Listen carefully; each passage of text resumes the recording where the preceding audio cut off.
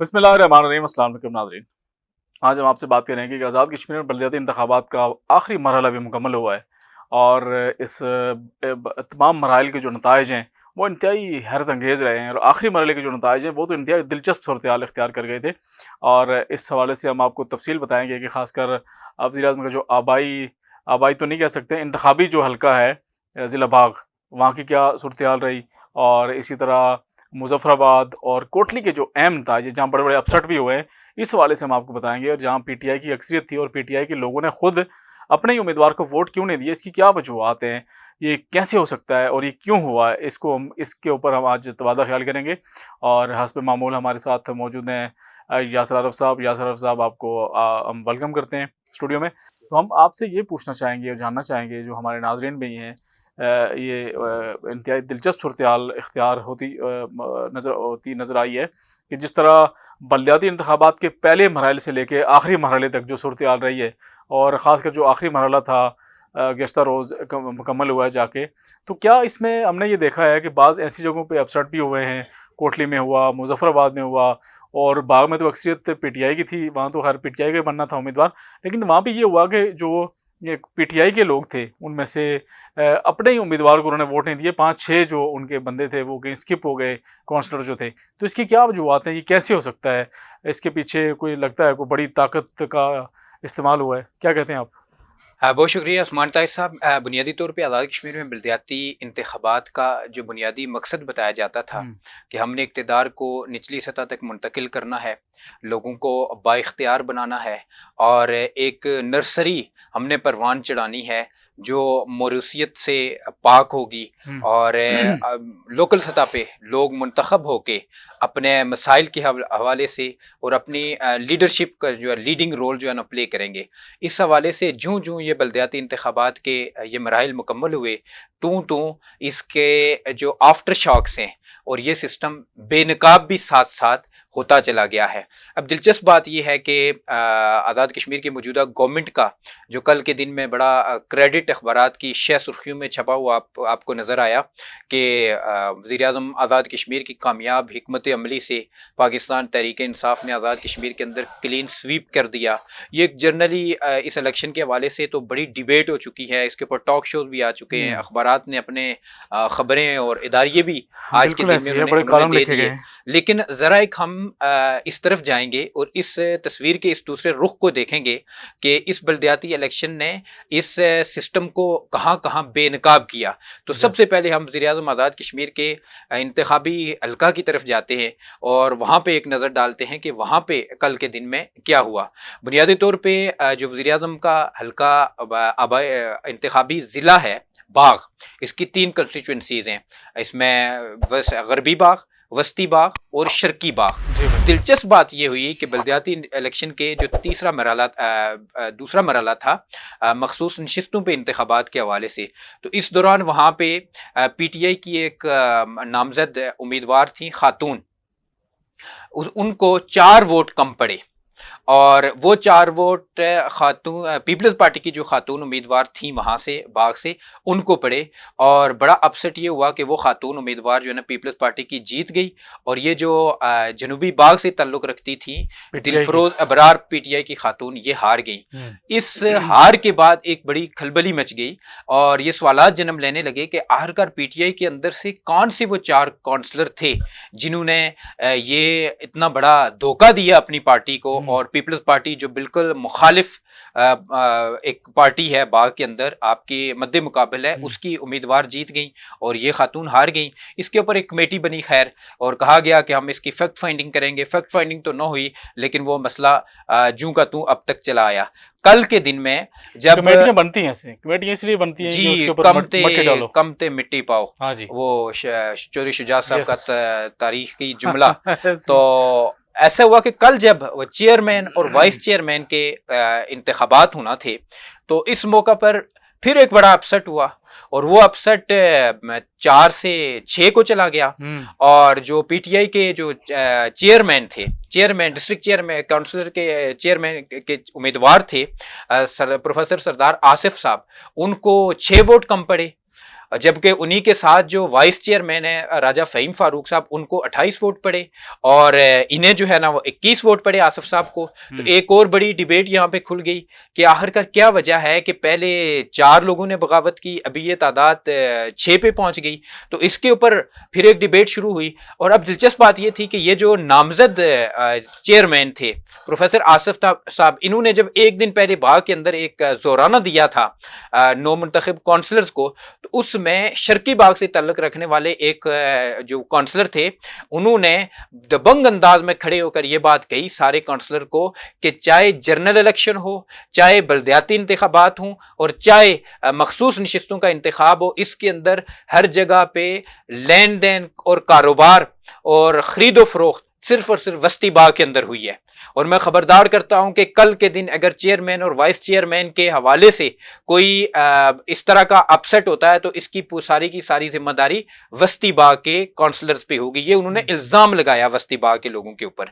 और अब जब ये कल के दिन में ये हादसा हो गया कि 6 वोट चेयरमैन को कम पड़े, तो इसके बाद एक खुलबली मच गई। असल में हुआ क्या था, इसके बैकग्राउंड में क्या था? बुनियादी तौर पर जो तारिक मसूद जो पीपल्स पार्टी के उम्मीदवार हैं, जिनके पास 10 वोट थे लेकिन उनको पड़े वोट 16, यानी 6 वोट उनकी तरफ गए, तो उन्होंने जो बाद में अपना इज़ारे तशक्कर रैली से खिताब किया, तो उसमें उन्होंने शुक्रिया अदा किया शर्की बाग के वोटर्स का कि मैं सलाम पेश करता हूं शर्की बाग के उन काउंसलर को जो हक और गैरत के साथ खड़े हुए। अब यहां पे चीज बड़ी कंफ्यूज हो गई कि एक दिन पहले शर्की बाग के पीटीआई के काउंसलर कहते हैं कि खरीदो फरोख्त वस्ती बाग के अंदर होती है, और कल इन्होंने जो अपनी गुफ्तगू की इसमें उन्होंने कहा कि मैं शर्की वालों को खराज तहसीन पेश करता हूं। तो अब एक बड़ी गुमगू की कैफियत है और बड़ा एक इज़्तिराब पाया जा रहा है। और हमें सुनने में आया कि वज़ीर आज़म ने भी इसके ऊपर बड़ा रद्द-ए-अमल दिया है। बाग से जो वज़ीर हुकूमत है सरदार मीर अकबर खान, उनके हवाले से भी अच्छी खासी जो है ना कंस्पिरेसीज की गई हैं। लेकिन इसके बैकग्राउंड में हम अपने नाजरीन को बताते हैं हुआ क्या था कि जब मेयर, डिप्टी मेयर, चेयरमैन, जिला काउंसिल और वाइस चेयरमैन का डिसीजन होना था, तो उस वक्त एक बड़े जबरदस्त पॉलिटिकल खिलाड़ी जो बाग से हैं, वस्ती बाग से, सरदार ताहिर इकबाल साहब, उन्होंने बड़ा इंपॉर्टेंट रोल प्ले किया था। यहाँ पे डिसीजन नहीं हो रहा था, बल्कि बड़ी गुमा चल रही थी कि कहाँ किसको चेयरमैन बनाए, किसको मेयर बनाए। तो उन्होंने एक फार्मूला दिया था प्राइम मिनिस्टर को कि फैसला इस पे किया जाए कि कारपोरेशन जो है, क्योंकि ये शर्की बाग के अंदर है, इसका ज्यादा जो है ना हुदूद तो कयूद वहां पे हैं, तो ये फैसला मीर अकबर साहब के हवाले किया जाए कि उन्होंने मेयर और डिप्टी मेयर किसको बनाना है, और चेयरमैन और वाइस चांसलर, वाइस चेयरमैन क्योंकि ये वस्ती बाग और गरबी बाग का राइट है, तो ये वजीर आजम के अपना इस्तेकाक होना चाहिए कि वो किसको बनाते हैं। अब जहां पर जब ये फैसला हुआ तो सरदार मीर अकबर खान साहब, जिनके बारे में ये कहा जाता था कि वो मेयर तो वस्ती बाग से अपने एक अजीज को बनाना चाहते थे जो अभी बने भी, और जो चेयरमैन था उसको भी वो शर्की बाग से किसी बंदे के बारे में कह रहे थे कि उनका अपना वोटर के उसको मैंने बनाना है। तो जब ताहिर इकबाल साहब ने ये एंट्री डाली और प्राइम मिनिस्टर को कहा कि ये क्लियर कट फैसला सुनाए सरदार मीर अकबर खान साहब को, तो उस पर ये डिसीजन हुआ और प्राइम मिनिस्टर अपनी बात मीर अकबर खान से मनवाने में कामयाब हुए। अब कल के दिन जो था, क्योंकि शर्कीज़म का नारा लगा और तारिक मसूद साहब ने जो गुफ्तगू की वो शर्की से ताल्लुक रखते हैं, पीपल्स पार्टी के उम्मीदवार, तो उससे ये चीज सामने आई, इसके क्लूज मिलते हैं कि ये बगावत करने वाले 6 उम्मीदवार शर्की बाग से थे। अब यहाँ पे एक सवाल जन्म ले रहा है वज़ीर आज़म आज़ाद कश्मीर के हवाले से और बाग से उनके वज़ीर हुकूमत के हवाले से कि अगर शर्की बाग से इन 6 लोगों ने बगावत की है, 6 काउंसलर ने बगावत की है, तो इसका वाज़े मीनिंग्स इसके ये जाते हैं कि वज़ीर आज़म के करीब तरीन के जो वजीर हैं उनके 6 काउंसलर ने वजीर आजम के खिलाफ बगावत कर दी है। वजीर आजम, क्योंकि ये वोट प्राइम मिनिस्टर आजाद कश्मीर का था, पूरा बाग उनका आबाई जिला, और अगर बस्ती से हैं तो ये उनका अपना हल्का है।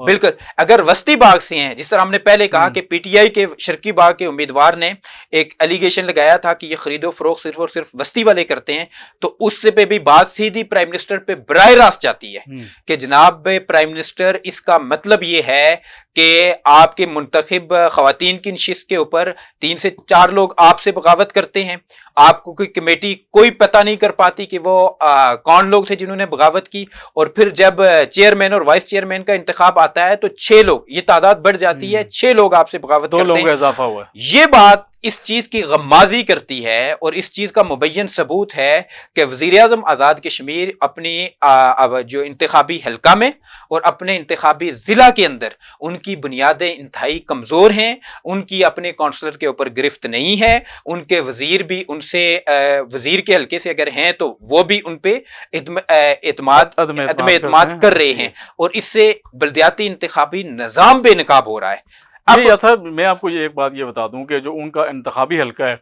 ये तो इसमें कोई दो राय नहीं है कि लोग मायूस हो चुके हैं। इंतखाबी हल्का से वज़ीर आज़म का जो हल्का वस्ती LA-15 है, बस्ती बाग, वहाँ से लोग मायूस हुए हैं।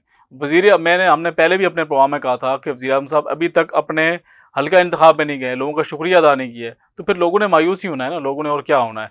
और जो बंदा वोट लेके अपने वोटर्स का शुक्रिया अदा करने तक ना जा सके और उनके दुख सुख में शरीक ना हो सके, तो फिर वो वोटर्स क्या उनसे उम्मीद रखेंगे और क्या कहा जाएगा। अच्छा मुझे ये बताएं कि इसके साथ साथ मैं एक और बात आपको बताता चलूँ कि ये बलदियाती इंतखाबात का तमाम तर सेरा जो है नाज़रीन, वो जो PTI के पहले वज़ीर-ए-आज़म सरदार अब्दुल क़य्यूम नियाज़ी साहब थे, उनके सर जाता है। उन्होंने ये इनिशिएटिव लिया था और उन्होंने दो टोक मौक़िफ़ ये ऐलान किया था कि वो हर सूरत बलदियाती इंतखाबात करवाएंगे।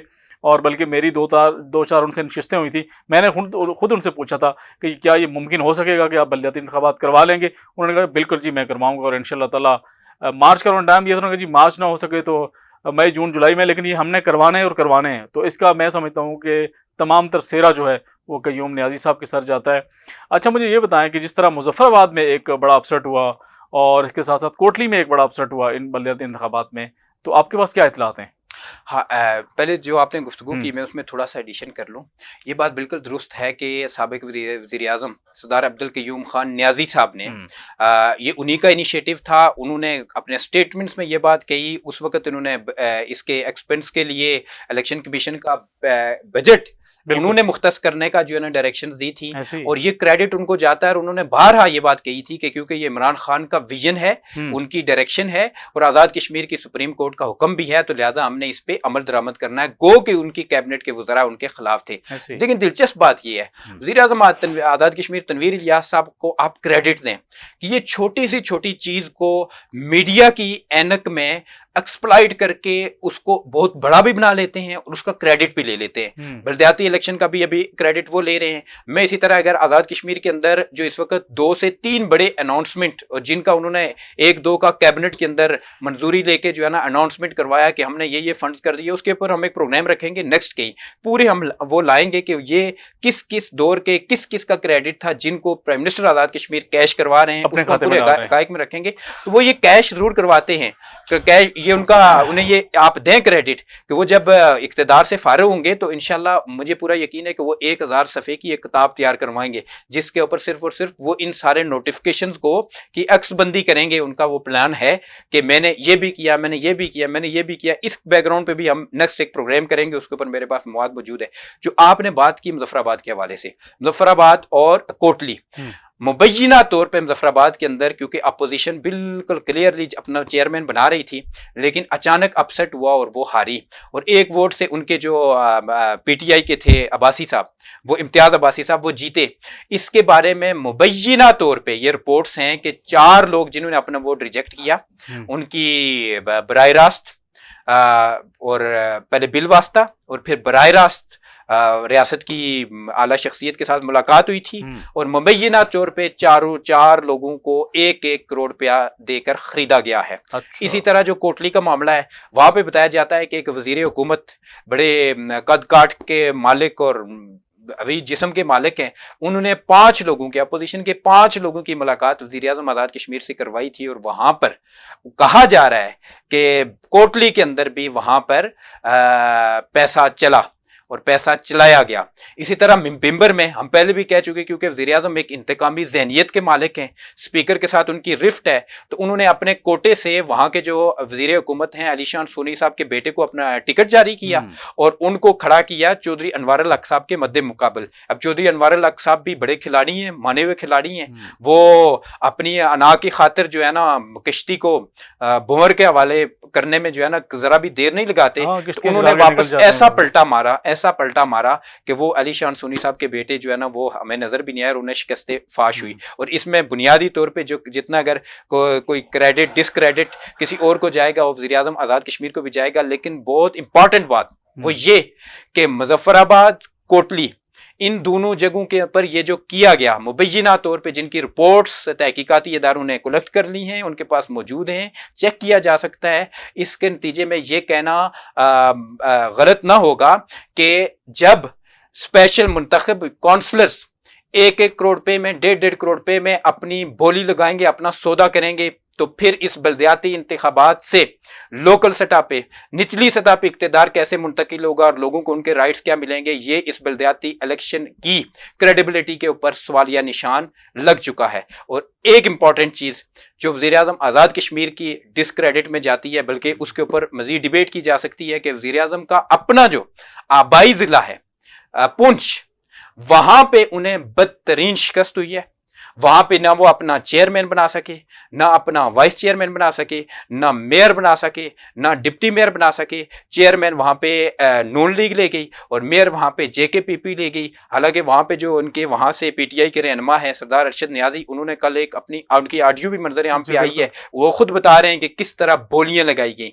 तो वजीर आजम का अपने इंतखाबी हल्के में इतने बड़े अपसेट का शिकार होना कि 6 काउंसलर्स का बगावत कर जाना और 4 का पहले, और अपने आबाई जिला में बदतरीन शिकस्त का शिकार होना, इस बात की गमाजी करता है कि उनकी रूट्स इस सियासत के अंदर मजबूत और मुस्तहकम नहीं है। ये हवा का एक झोंका है जो किसी वक्त खसो खाशाक का शिकार हो जाएगा। और वस्ती बाग के बारे में उस्मान ताहिर साहब आप बेहतर जानते हैं कि वस्ती बाग वो डीजल गाड़ी है जो आहिस्ता आहिस्ता स्टार्ट होती है और आखिरी 6 महीनों के अंदर वो जब अपने पूरे जोबन पे होती है तो वो किस तरह रिवर्स लगा के पहले इक्तदार के का संगासन वो सर पे सजाती है और फिर वो किस तरह पाँव के नीचे से रेड कारपेट खींच के बुरी तरह ऊंधे मुंह गिरा देती है। ये भी आइंदा दिनों में सामने आ जाएगा। लेकिन हमने आज इसे वज़ीर आज़म आज़ाद कश्मीर को एकदम अलर्ट नहीं करना, क्योंकि वो मैनेजर अच्छे हैं तो अभी उनको चलने दें, गलतियां करने दें। नहीं, इसके बारे में ये बड़ा मशहूर है वस्ती बाग के हवाले से कि यहाँ से कभी भी कोई शख्स जो है ना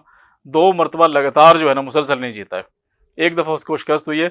और हमने तो बाज़ जगहों पे ये सुना है कि तनवीर इलियास साहब कहते नजर आए हैं कि मैं ये रिकॉर्ड तोड़ूंगा, लेकिन ये रिकॉर्ड जो है हमें टूटता हुआ नज़र नहीं आ रहा है। और ऐसा ही होगा क्योंकि जो सूरत हाल है, जो इलेक्शन में वोट लेने के बाद जो उन्होंने अपने वोटर्स का ख्याल रखा है, चंद एक लोग हैं जिनको उन्होंने नवाजा है, मखसूस लॉबीज़ हैं जिनका उन्होंने ख्याल रखा है, लेकिन ओवरऑल जो वोटर्स हैं उनके दुख सुख में वो शरीक नहीं हो सके हैं। नाज़रीन को ये बखूबी इल्म है और बस्ती बाग के लोग बखूबी जानते हैं कि वज़ीर आज़म ने कितने दुख सुख में उनका साथ दिया है और कितनी दफ़ा आके बस्ती बाग वालों का उन्होंने शुक्रिया अदा किया है। यासर आरिफ साहब आपका बहुत बहुत शुक्रिया। नाज़रीन हम अगले किसी प्रोग्राम में मज़ीद जो है वो एक नई स्टोरी के साथ और कुछ डेवलपमेंट स्टोरीज़ जो हैं उसके ऊपर आपसे बातचीत का सिलसिला जारी रखेंगे। तब तक अपना दोस्तों और रिश्तेदारों का नाज़रीन ख्याल रखिएगा। खुदा हाफिज़।